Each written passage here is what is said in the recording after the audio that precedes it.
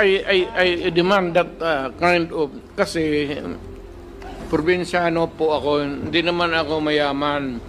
Every time that I am summoned here, it's a expense. Hotel, pati aeroplano. Ngayon kung magsige tayo dito pa, ganon, mamululuwi ako. I am living on my retirement pay.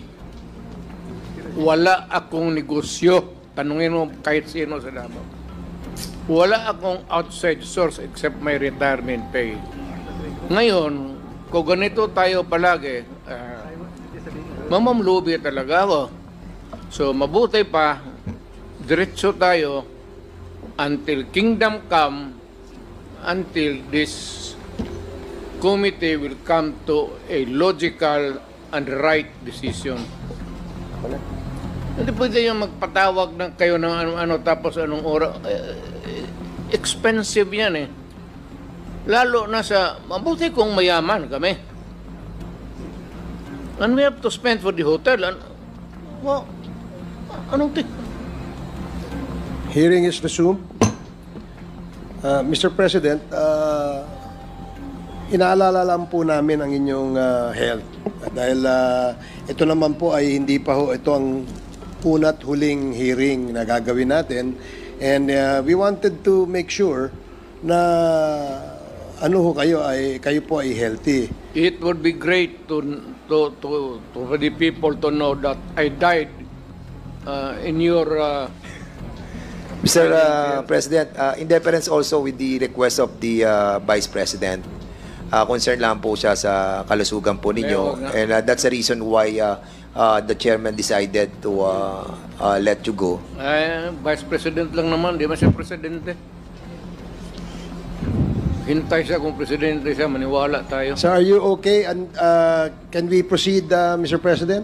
Until kingdom come. Okay, thank you, Mr. President. Okay. Now, the parliamentary status is that before we went on break, Congressman Jill Bungalon has asked a question to the lawyers who are present and our resource persons as well. Now, you can continue, Congressman Bungalon. Thank you, Mr. Chair. I'm already. Let's end with the discussion of the jurisdiction. I just would like to ask some questions to one of the resource persons, former Senator Antonio Trillanes. Regarding po ito dun sa nabanggit ni Congressman Bong Tebes kanina, na may na-file daw ho kayong kaso laban kay former President Rodrigo Roa Duterte, including his son, Congressman Pulong Duterte, and his son-in-law, Mans Carpio, and other respondents. Mr. Chair, gusto ko lang po malaman kung ano yung kaso na i-file po ni former Senator Trillanes. Mr. Chairman, ang na-file ko na case laban kay Duterte ay tatlong plunder cases. Yung una, tungkol doon sa mga ghost employees at mga confidential funds niya sa Davao. Tapos pangalawa, yung frigate scam na 16 billion na kung saan ang binigay nila ng mga equipment ay yung mga segunda klase, whereas doon sa kontrata mga primera klase yung nakalagay. Tapos pangatlo, yung 6.6 billion pesos na infrastructure projects na binigay ni Duterte at ni Bongo doon sa tatay at kapatid ni Bongo, starting nung mayor siya until nagpresidente siya. Then, may final din ako na illegal drug smuggling case laban kay Pulong Duterte, kay Mans Carpio, kay Charlie Tan, Nicanor Faildon, Allen Capuyan, at iba pa. Ito yung tungkol sa 6.4 billion peso shabu na hinayaan lang nung presidenteng galit daw sa illegal na droga, pero ang mga kinasuhan lang yung mga maliliit na players at na-spare yung mga drug lords. Mr. Chair, pwede ho ba malaman kay former Senator Trillanes kung saan nyo po i-final yung mga kasong ito? Final ko po sa DOJ itong illegal drug trading case. Yun pong unang plunder case na ito nga, which included the illegal ill-gotten wealth of Duterte, sa ano po yun, sa ombudsman. Then, yung dalawang plunder ay nandoon din po sa DOJ na file. Apo. Mr. Chair, I am more particular on the case that you just have recently filed, Yes. the 6.4 million shabu, and that was filed before the Department of Justice, correct? Opo, yes, Mr. And Chairman. may we know, Mr. Chair, what is the status of this case pending before the DOJ? Ngayon po, nasa case build-up stage siya. Pero ano po ito, no? Open and shut case ito dahil yung ibang involved dito na akusado ay actually na-convict. So they will just be using the same set of evidence. Pero this time, it will include ito na mga ibang mga personalities na hindi nasama dun sa unang kaso, Mr. Chairman. And aside from Mr. Chair, Congressman, may I interrupt? If this is an open and shut case, why is there a build-up until now? Dahil Nagmamakawa ako sa Diyos na i-file na. Dispense with the investigation, file the case in court. darating po tayo dyan, Mr. Chairman. Pero ito po, no, buti nga yung anak niya na drug lord at saka yung ano niya, son-in-law That ay would be, ano, I take exception to that statement, Mr. Chair. Please, It is not fair. And it's my opinion. mischievous It's my statement. opinion. Ikaw nga pinapapatay mo yung mga suspected session suspended. Wala ka na. Ano? Oh. Sani. Pinapagalit eh. Huwag, Sani. Huwag kang mag-ate rito ng ganyan. You do not provide.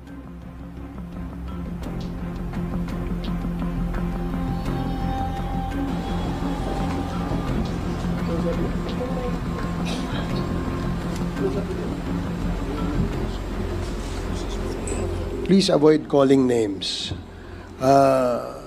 We can conduct this hearing professionally and calmly. So avoid calling names para hindi po tayo magkaroon ng sakitan. Hearing is resumed. Congressman Bongalon. Mr. Chair, may I continue with my interpellations? Mr. Chair, with regard to this case filed and pending before the Department of Justice, I just would like to ask the complainant, former Senator Trillanes, I think it is safe to assume that before you filed the case, you conducted your research. Would that be correct?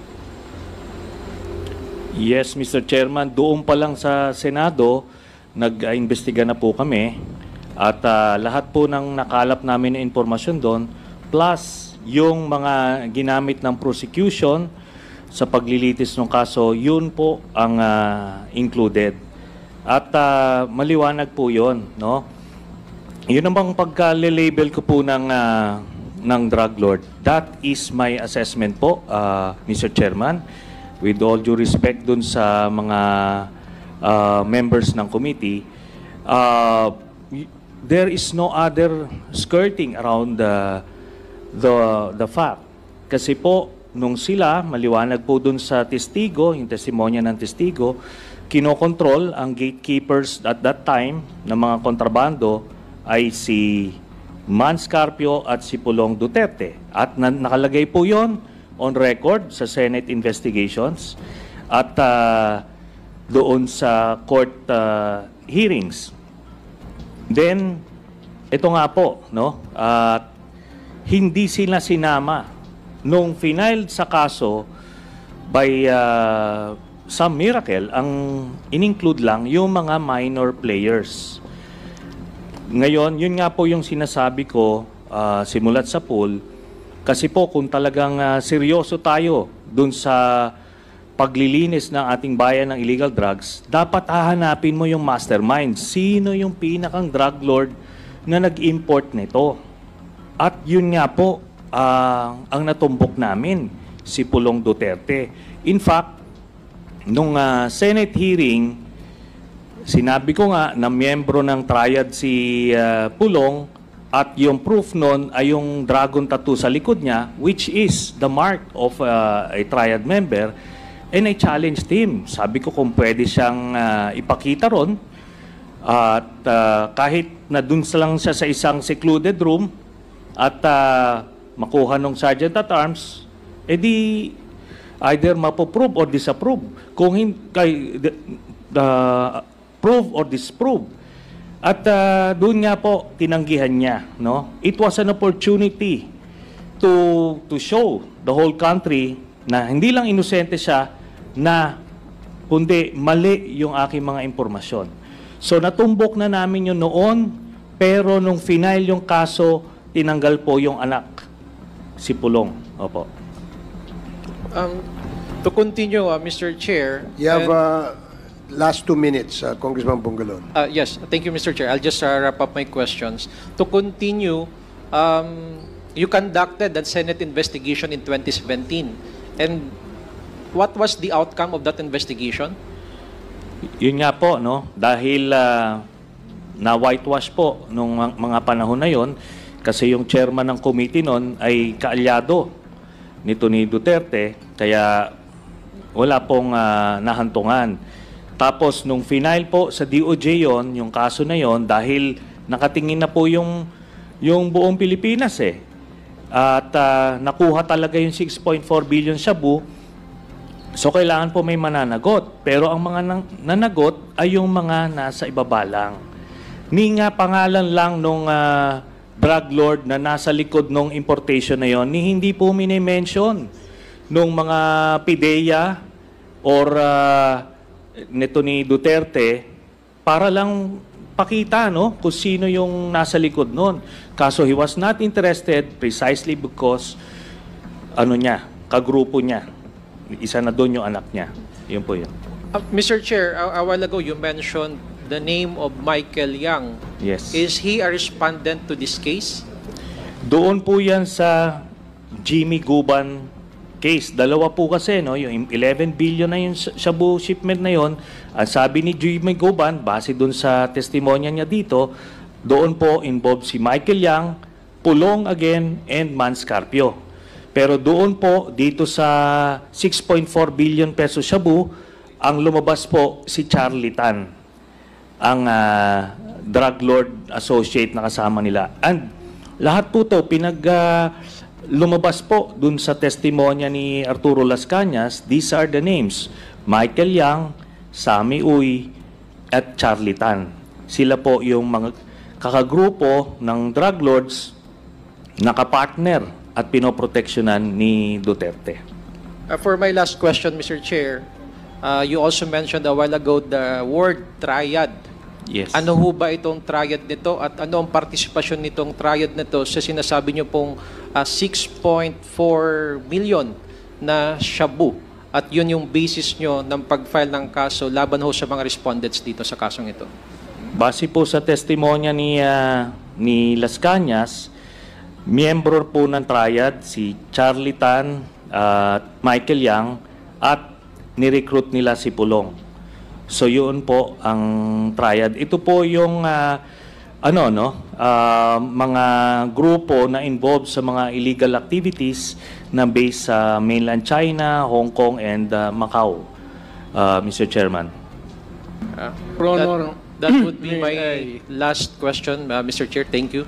Interrupt. Thank you, Congressman Bungalon.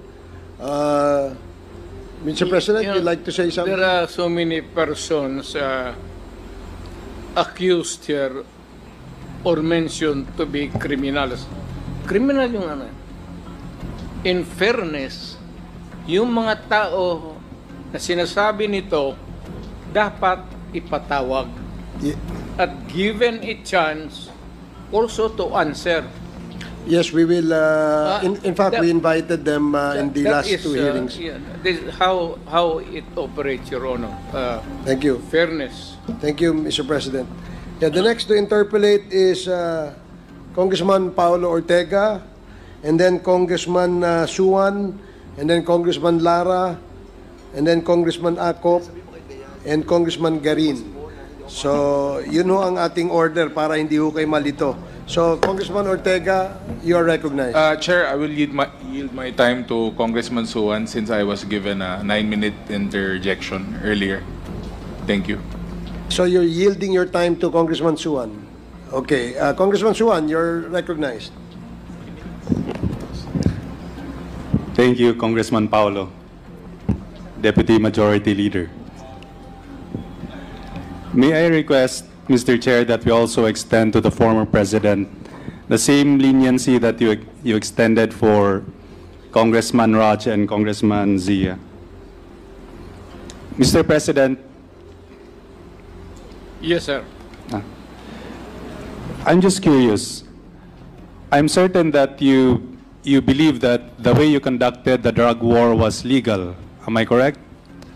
That was the way I viewed how to control the crime, sir. The best way that I could have possibly undertaken sa isip ko as president.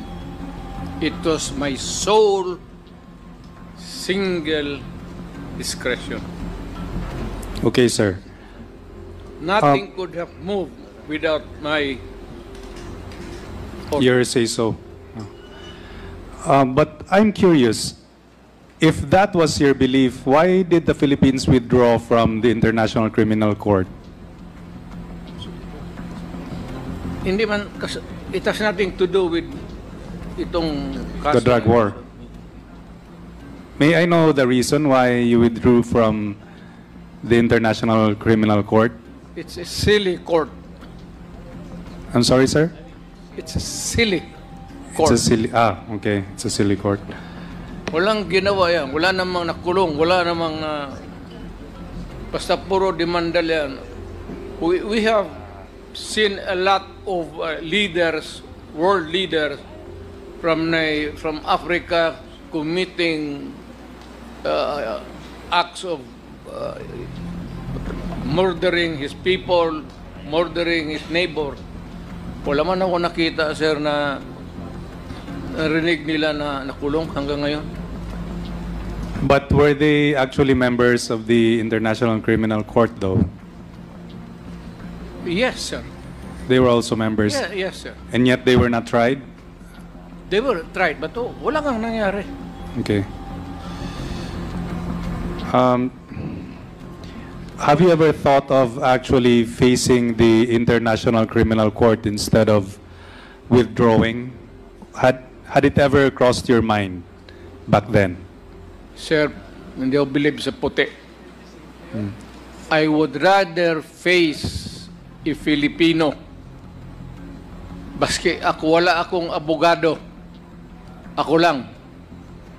And he can sentence me to death or to reclusion perpetua. Basta korte ng Pilipino, I will abide by it. I will not allow a foreigner to judge me for the things that I had to do during my time as President of this Republic. So you trust the Filipino courts more than the ICC? Of course, sir. Okay. Of course, and they can have the special prosecutor or whatever. Sila na ang mamili. The administration, kung sino man ang nandyan, will have a choice of what prosecutors, kung anong tawagin nila, o create a special court. Wala akong problema, sir. Congress can do it. They can enact a law creating a special, and they can go back to the so-called crimes that I committed, and I will willingly submit. Pag sinintensihan ako ng korte, sir, ng Pilipinas, okay ako. Even if it is really against my freedom. Okay, Mr. President. Although I seem to remember that some of the Filipinos who went to the ICC, I think maybe one of the reasons why they went there instead of going to our domestic courts was maybe they were concerned that they could not get the same justice here in the Philippines as they could in the International Criminal Court. How would you reconcile that with your belief? Then they don't deserve to be Filipinos residing here. They're better off where they think that the courts are good for them. Hindi ako mag-surrender ng foreign court, sir. Never. I will not allow myself to take to place under jurisdiction of any court. Pilipino ako, mamatay ako ng Pilipino, makulong ako ng Pilipino before a competent judge, a competent prosecutor, and I have a defense counsel, ang kagaya ng katabi ko, pati yung sa likod ko, they are all good, and I know that I will be acquitted. Salamat kayo, Mr. President. Yes, sir. Masara. I would like to ask questions from former Senator Trillanes. I heard earlier that you filed several cases against the former president. And one of those was regarding drugs. And what was the second case that you filed? Bali, Mr. Chairman, 3 plunder cases ang final ko kay labang kay Duterte at isang illegal drug smuggling case laban kay Pulong Duterte and Manscarpio. So 2 plunder tapos isang Tatlo po. 3 plunder cases? Yes, Mr. Chairman. And 1 drug smuggling case. Yes. So you filed 4 separate cases against the Duterte family. Yes, Mr. Chairman.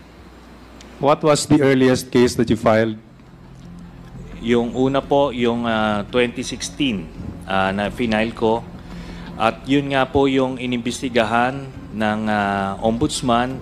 At in the course of their investigation, ito pong si Deputy Ombudsman Arthur Carandang ay na-confirm niya na validate niya yung ano ko, Mr. Chairman, yung mga documents na sinubmit ko doon sa nung hiningi niya yung documents sa AMLAC.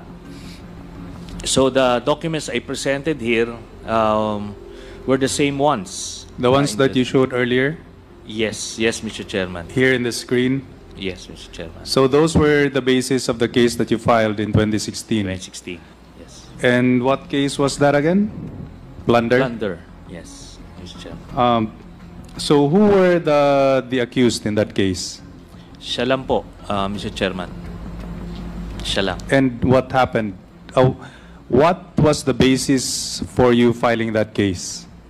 Yun nga po, yung Just the documents yes, itself? and mga COA documents regarding yung mga ghost employees niya sa Davao. Is that another case or is that part po yun nung plunder case? Kasi in 2016? in 2016, kasi what's happening sa Davao, meron silang peace and order funds na ginagamit nila, mga ghost recipients, tapos ang pang-clear nila. At kasama nga dyan, yung testimonya rin nila Edgar Matobato at ni Arturo Las Cañas na nakakakuha sila ng mga allowances from those peace and order funds.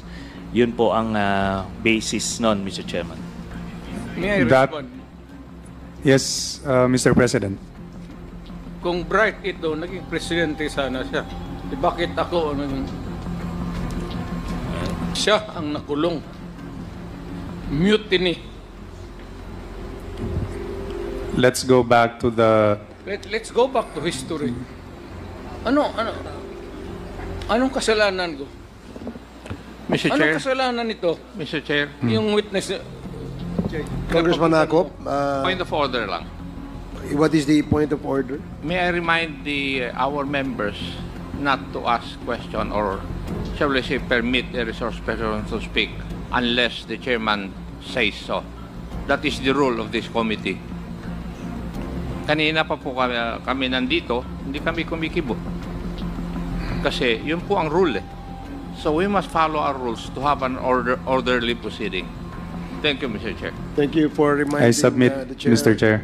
Please be reminded of the rule of this committee in allowing members or resource persons to speak. The chair must recognize them first. Please keep that in mind. You may Mr. Chair. continue. Yes, Mr. Chair. Yes, Mr. President. This is not really to debate with you. It might be improper. Pero, sir, before we can be really stand corrected, we must know the rules first. Kung may kopya sana kami, alam namin how to behave. The problem is, kayo lang may kopya ng rules ninyo, wala naman kami. Okay. So, hindi namin masunod yung The gusto consent is ninyo. directed to provide copies, several copies to the resource persons here of the rules of procedure governing inquiries in aid of legislation. Please provide them. Now, you please continue, Thank you, Congressman Suwan. sir. May I ask again, former Senator Trillanes? So let's go back to the case that you were talking about, the first case.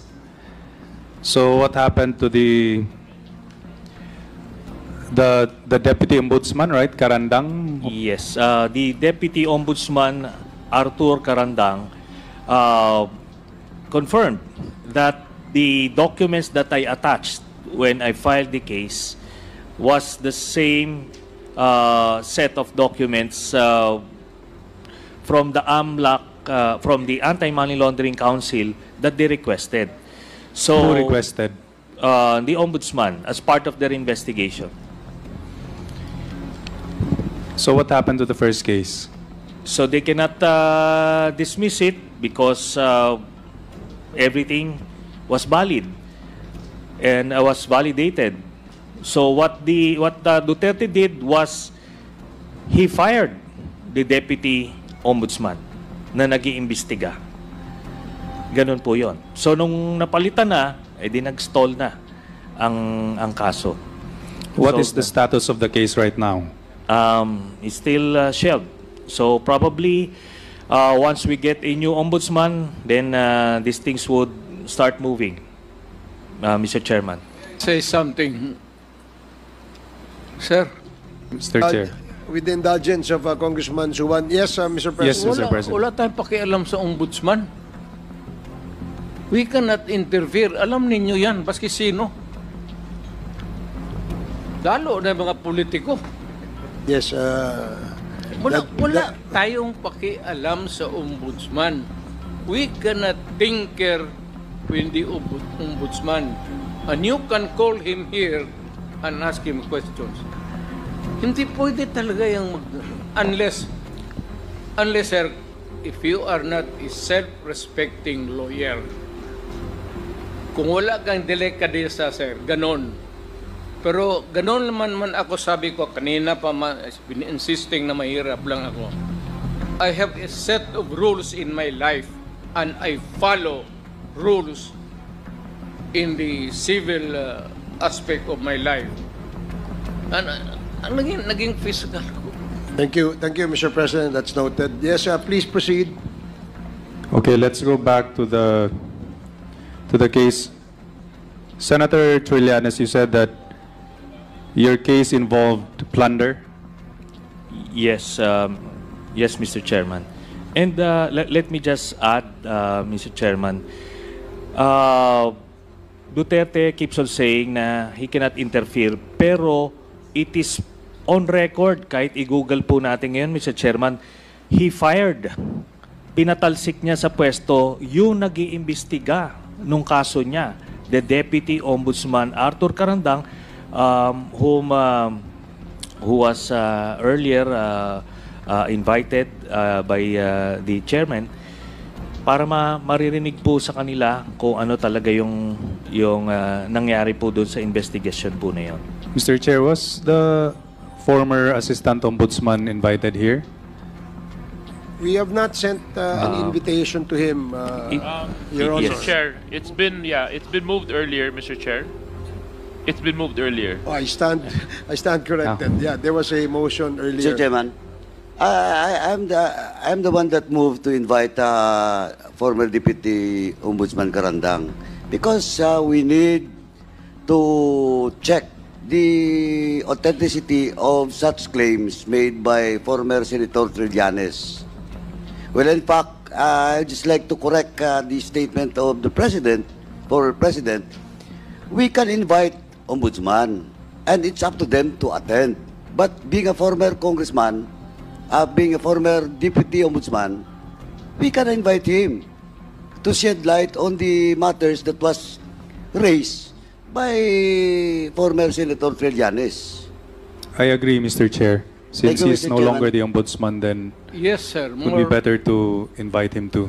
More so that there is there is something cast an aspiration against the office. It is in keeping with our government to make it good and really safe for everybody to have justice and what is safe administration of the laws of the land. We'll make sure that the former Deputy Ombudsman will attend the subsequent hearings of the Quad Committee, Your Honor. So you have 2 more minutes left, Congressman Suwan. Senator, the crime of plunder is quite serious, and I think there is a minimum amount of, there is a threshold before plunder can be alleged. How much was the amount involved in this case that you filed? Doon po sa first case, 728 million thereabouts yung involved. Tapos doon naman po sa isa, 6.6 billion pesos yung involved. At ito po Is kasi this the drug case? No, the infrastructure projects na inaward ni Duterte doon sa tatay at kapatid ni Bongo when he was still the special assistant to the president. So, yan po, maliwanag po kasi first degree of consanguinity, sila yung nakikinabang nung mga pondo na yon. Then the third one is yung 16 billion peso frigate scam. At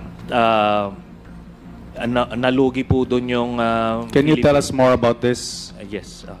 So, yung case po na yon, yung sa frigate scam, nagkaroon po ng kontrata na bibili ang Pilipinas ng worth 16 billion or something from a Korean company. So, nagkaroon po ng kontrata. Tapos doon po sa kontrata, iba't ibang brand ng equipment ang nakalagay. Ito yung mga primera klase na brand ang nire-request ng... What do you mean by primera klase?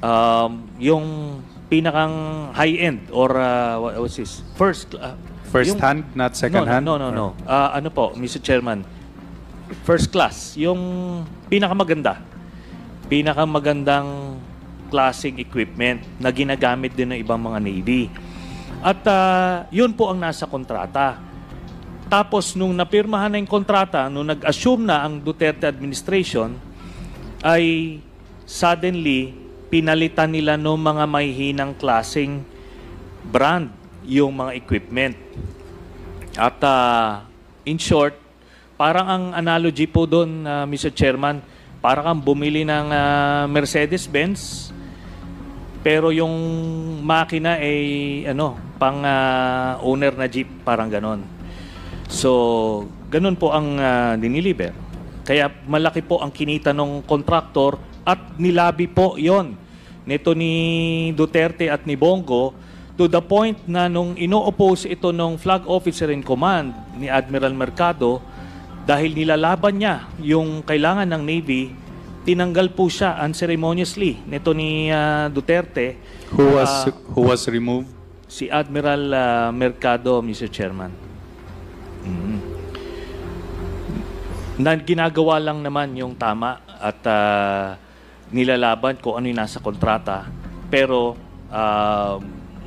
naareglo na nila siya po yung tinanggal, Mr. Chairman. Call the Navy. Baka sunod ito sa Air Force na. Okay. So, what happened to the third case? Yung third... the one involving the frigates?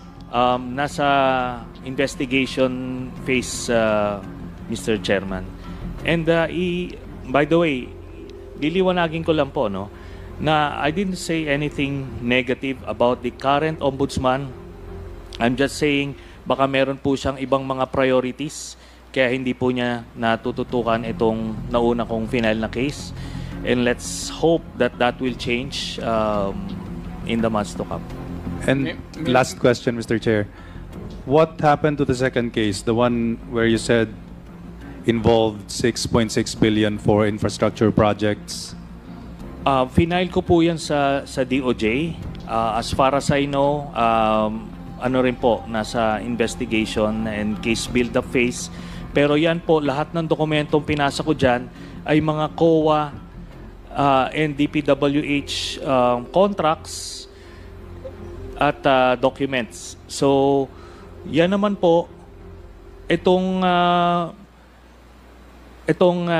tatay at kapatid ni Bongo na wala pong AAA license, ang ginagawa po nila, ang modus nila, nagpa-partnership sila kunyari doon sa isang may AAA contract.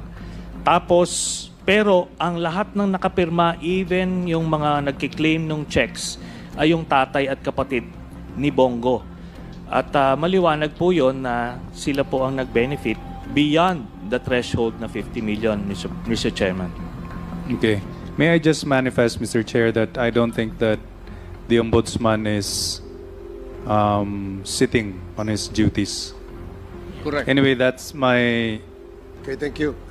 That's the last of my questions. Thank you. Thank you, Congressman Suwan. Hanggang dito na lang po ang ating video. Maraming salamat po sa inyong panunod, walang sawang suporta. Ikaw, Idol, ano masasabi mo sa bidyong ito? Para sa inyong opinion, i-comment mo niyan sa ating comment section sa ibaba. At kung nagustuhan mo naman ang bidyong ito, paiwan naman ako ng like at pasubscribe na rin sa ating munting channel. Maraming salamat po sa inyong panunod. Sama kayo na rin lang, mag-ingat, God bless. Bye-bye.